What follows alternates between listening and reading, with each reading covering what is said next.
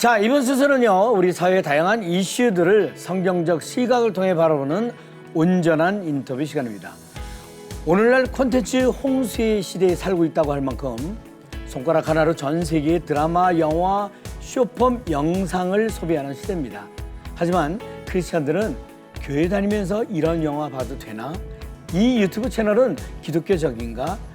이런 이분법적 고민이 들기도 합니다. 오늘 온전한 인터뷰에서는 급변하는 대중문화의 흐름 속에서 세상의 문화를 바르게 읽어내고 기독교적 가치로 소통하기 위한 문화 리터러시에 대해 책 기독교 대중문화 3.0의 저자이신 김상덕 교수님을 초대해서 자세한 이야기 들어보도록 하겠습니다. 네, 교수님 안녕하세요. 반갑습니다. 네, 안녕하십니까. 먼저 자기소개 좀 부탁드리겠습니다. 네, 안녕하세요. 한신대학교 평화교양대학에서 학생들을 가르치고 있는 김상덕이라고 합니다. 반갑습니다. 네, 반갑습니다. 네. 네.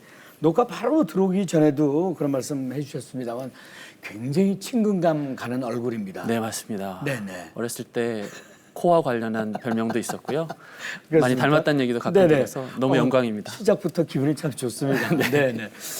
먼저 이 책인데요. 기독교 대중문화 3.0이라는 책이거든요. 네. 어떤 책인지 소개 좀 부탁합니다. 네. 교회 다니면서 제일 많이 하는 아까 오프닝 멘트에서도 하셨는데 네. 어떤 많은 컨텐츠 보면서 이거 봐도 돼요? 이거 기독교적이에요? 라는 네네. 게 제일 많은 질문이잖아요. 네.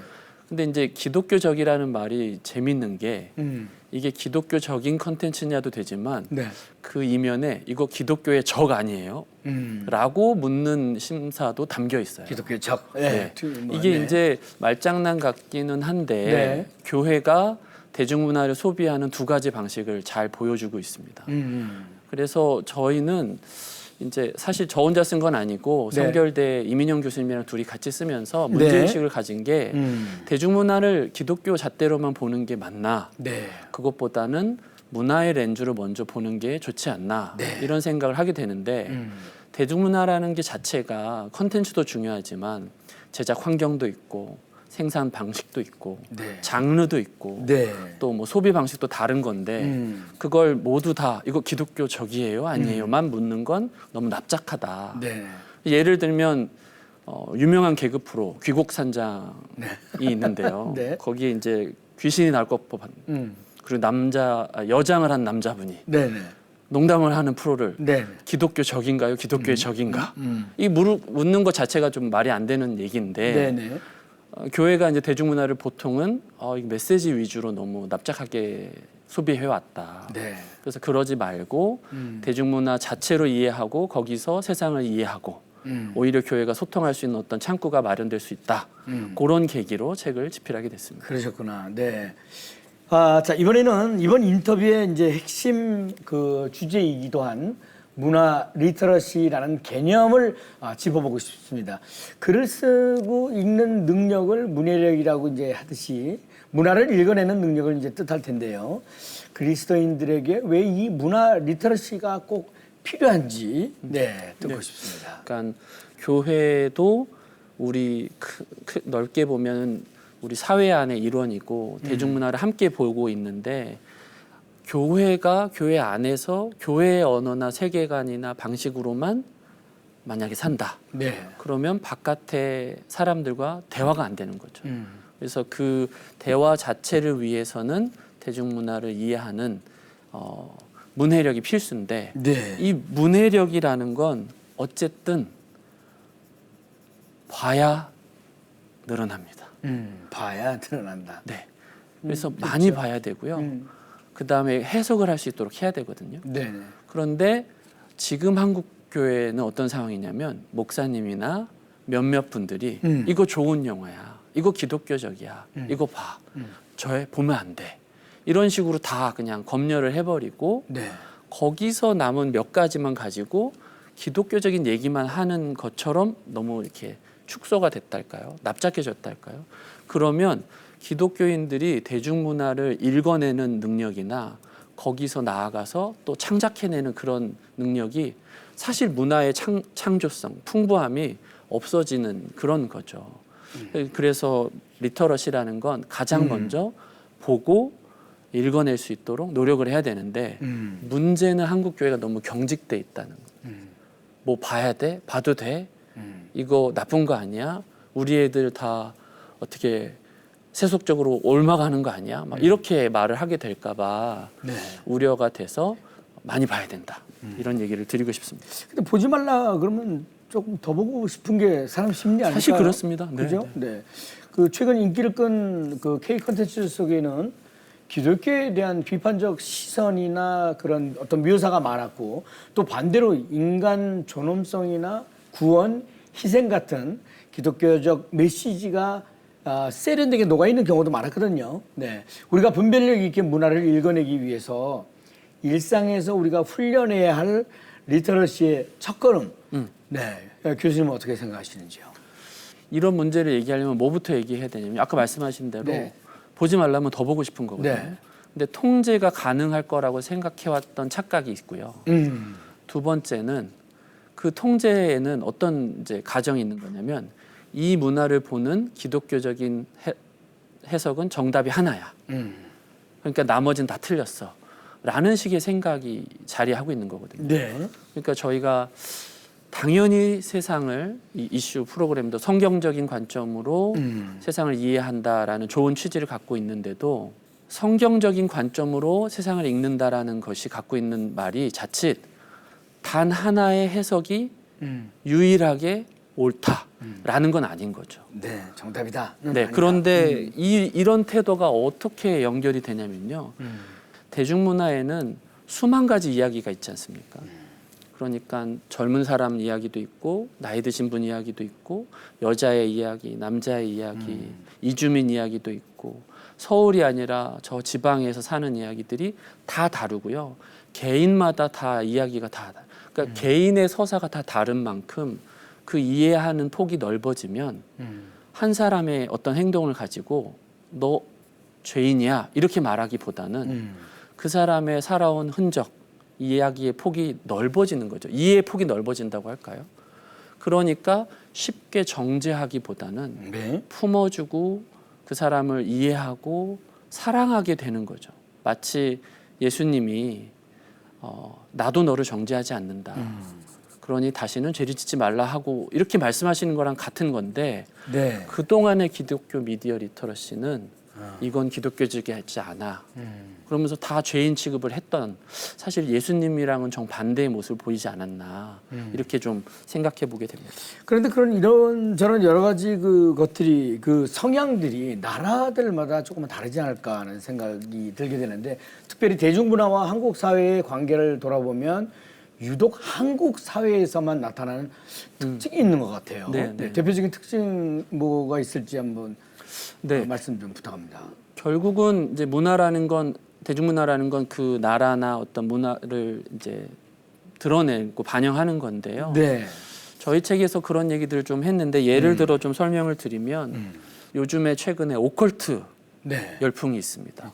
무섭고 왜 보지 싶은데 네네. 사실은 오컬트라든가 아니면 뭐 이렇게 다시 태어나는 그런 회귀물이라든가 이런 것들을 젊은 사람들이 좋아하는 이유는 지금 사회 구조 제도로는 정의롭게 이게 제대로 돌아가지 않는다라는 어떤 패배 의식이 있는 거예요. 그러니까 초자연적인 능력이 필요해요. 그래서 복수해줬으면 좋겠고 네. 시원하게 정의를 실현했으면 좋겠고 아니면 내가 다시 태어나지 않는 이상은 뭔가 바뀌지 않을 것 같은 그런 심리들이 자연스럽게 웹 컨텐츠라든가 아니면 뭐 웹툰이라든가 아니면 대중 드라마식으로 제작이 되고 그걸 보게 되는 거죠. 이런 시각이 뭐 예를 들면 최근에 사적 복수를 다루는 그런 다양한 물론 폭력적이라서 조심해서 볼 영역은 있지만 네. 그만큼 한국 이제 젊은 사람들이 우리 사회가 공정해야 된다. 또 정의로웠으면 좋겠다. 근데 사회나 국가는 뭐 하고 있느냐 이런 시선이 좀 담겨 있기도 하고요. 특히 또 청년 문화 중에 얘기했던 건 지금은 조금 잦아들었지만 불과 10년 전만 해도 네. TV를 틀면 다 오디션 프로그램이었던 시절이 있습니다. 예. 근데 오디션이 상징하는 건 사실 누구나 배경 상관없이 실력만 있으면 경쟁에서 이길 수 있고 스타가 될 수 있다. 이런 이제 얘기인데 네. 사실 그 얘기 자체가 말하는 건 뭐냐면 내가 사회가 태어났더니 나는 흑수저고 누구는 금수저 물고 태어났는데 난 안 돼. 라는 그런 욕망들을 대변해주는 창고이기도 하고요. 네. 근데 사실은 오디션 프로그램만 끝나고 나면 실제 현실은 또 바뀌지 않는 그런 것들이 한국 사회에 정의나 공정이나 아니면 어떤 진실한 관계, 우정을 그리워하는 상실감이나 이런 것들을 재현해내는 대중문화의 거울로서의 역할이다. 이렇게 보고 있는 거죠. 네, 알겠습니다. 자, 이번에는 자녀와의 그 어떤 대화법에 대해서 여쭤보고 싶은데 특히 그 가정에서 자녀를 키우는 부모님들의 고민이 상당히 크거든요. 아이들이 이제 스마트폰, 뭐 쇼폼, 콘텐츠 이런 거 또 게임에 막 빠져 있고 이럴 때 무조건 스마트폰을 뺏어버린다 이런 거 외에 네. 문화 리터러시를 활용해서 자녀와 잘 소통할 수 있는 구체적인 대화법 같은 게 없을까? 있으시다면 제안을 좀 부탁합니다. 제가 원래 강의하고 그럴 때 네. 제일 좋아하는 이제 단어가 세상에 나쁜 개는 없다. 이런 프로그램을 차용해서 세상에 나쁜 문화는 없다. 나쁜 문화는 없다. 심지어 그 다음 나온 프로그램이 개는 훌륭하다.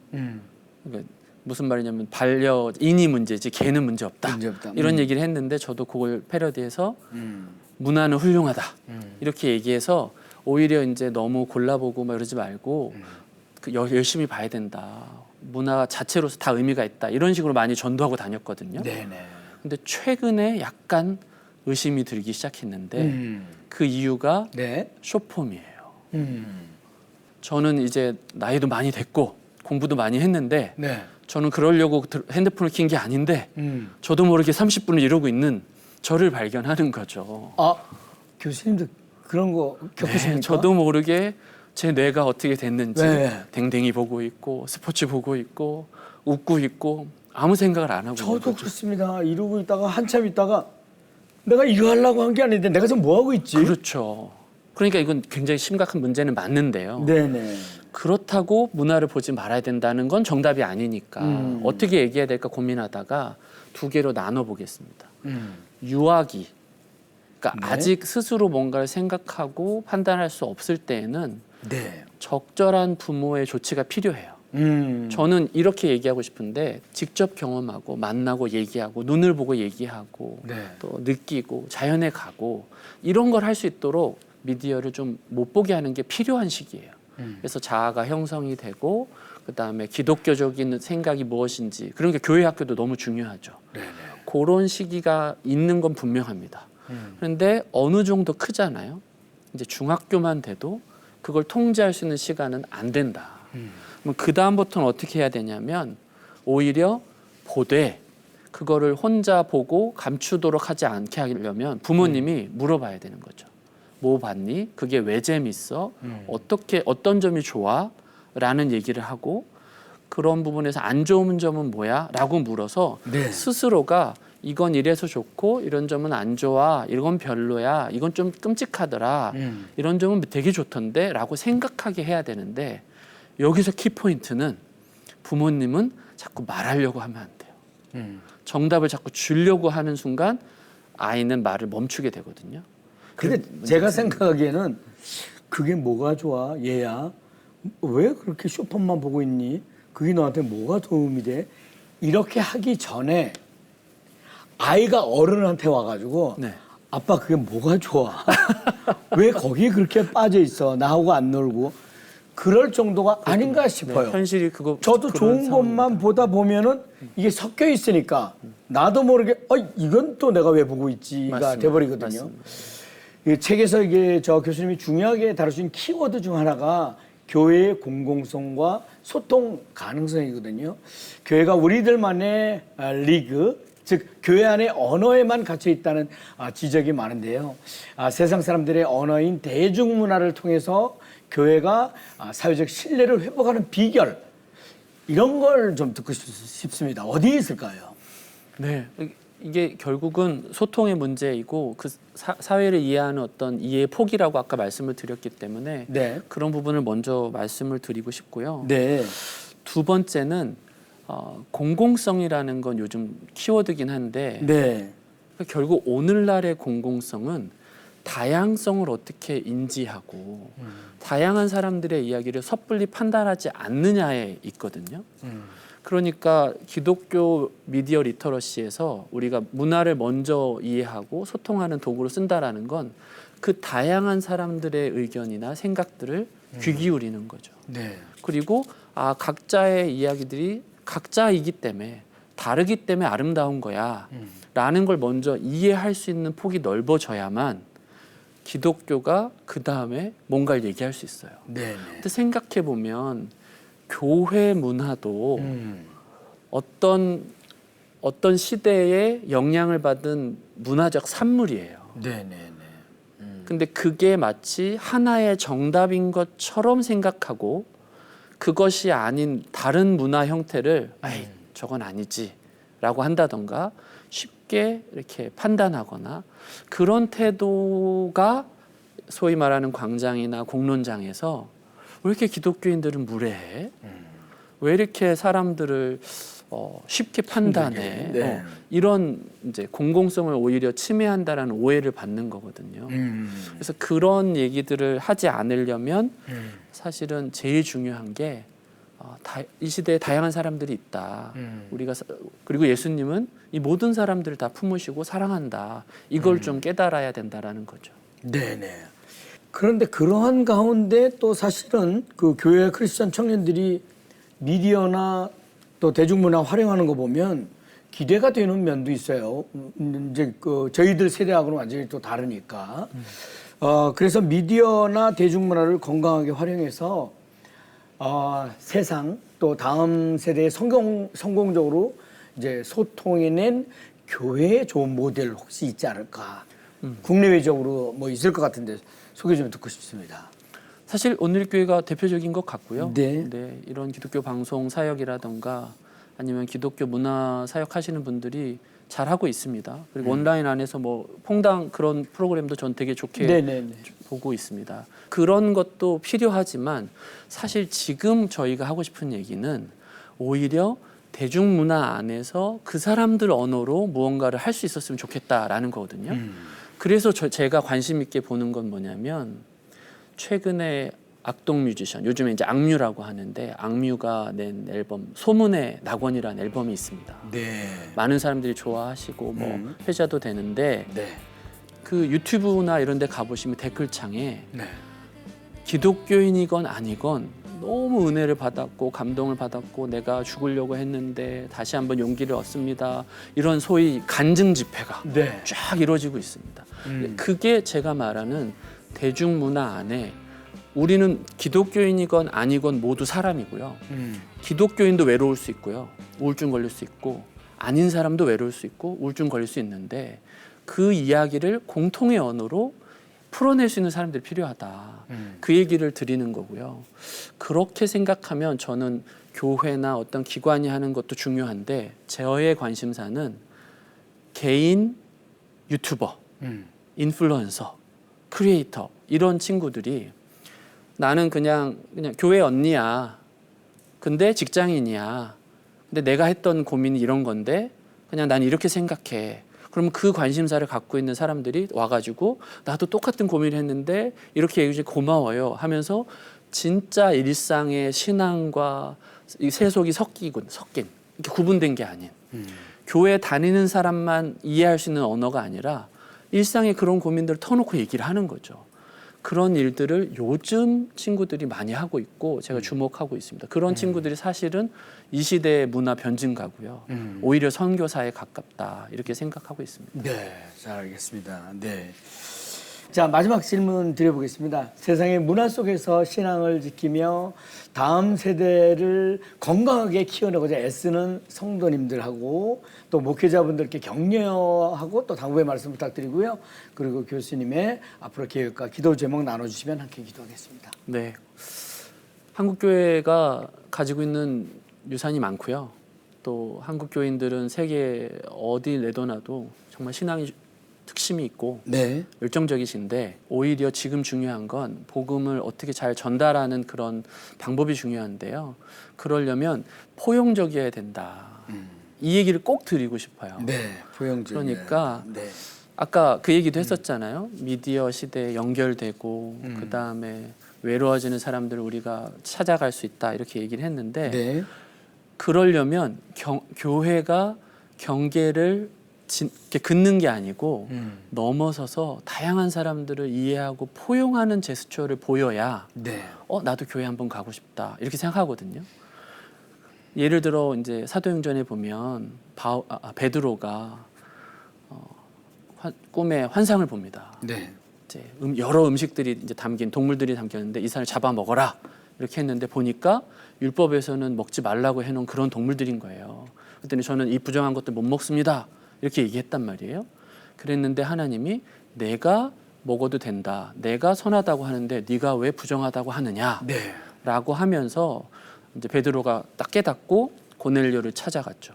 그리고 고넬료에게서도 성령의 역사가 있다는 걸 확인하고 그러면서 기독교는 유대인의 종교에서 세계의 기독교로 발돋움하게 되는 거거든요. 네. 그 경계를 넘는 경험이 없다면 우리는 복음을 들을 수도 없어요. 그러면 유대인처럼 살아야 되는 거거든요. 근데 이게 대중문화와도 어떻게 연결이 되냐면 우리가 생각하는 기독교적인 것이 있어요. 근데 그건 기독교 본질이라기보다는 우리의 해석의 산물이고 네. 교회의 문화인 것이죠. 근데 그 시선이나 안경을 너무 딱 쓰고 있으면 별로 볼 것도 없고요. 그 다음에 품어주기는커녕 저 나쁜 것들, 저 못된 것들 이렇게밖에 안 되는 거죠. 근데 그게 진짜 선교에는 도움이 안 되는 거거든요. 오히려 그 안경을 내려놓고 지금 세상에서 어떤 사람들이 어떻게 살고 있느냐, 특히 힘들고 지치고 약한 사람들이 어떻게 살고 있느냐, 그런 얘기를 이해하려면 저는 그 정답이 대중문화에 있다. 그래서 색안경 끼지 말고 네네. 대중문화를 보고 거기서 기독교의 어떤 가치를 발견하고 소통했으면 좋겠다. 네네. 이렇게 꼭 말씀드리고 싶고요. 저희 한신대에는 이런 바람으로 미디어 융합 기독교 교육학과를 만들었어요, 올해. 네. 그래서 미디어를 소통하고 얘기할 수 있는 그런 사람들이 잘 길러졌으면 좋겠다. 이렇게 기도해 주시면 감사하겠습니다. 네. 아유, 감사합니다. 네. 사도 바울이 아테네의 문화와 종교적 배경을 깊이 이해하고 그들의 시와 제단을 인용해 복음을 전했듯이 건강한 문화 리터러시에 대한 노력들이 절실히 필요한 때가 아닌가 싶습니다. 세상의 아픔과 고민을 문화라는 언어로 함께 읽어내고 예수 그리스도의 사랑을 전하는 소통하는 기독교가 될 수 있도록 더 많은 고민과 노력들이 이루어질 수 있게 되기를 기대해 봅니다. 오늘 귀한 말씀 전해주신 책 기독교 대중문화 3.0의 공동 저자이자 한신대학교 평화교양대학의 김상덕 교수님 대단히 감사합니다. 고맙습니다. 고맙습니다. 네. 레디오 오늘 준비한 소식은 여기까지입니다. 저는 다음 시간에 다시 인사드리겠습니다. 감사합니다.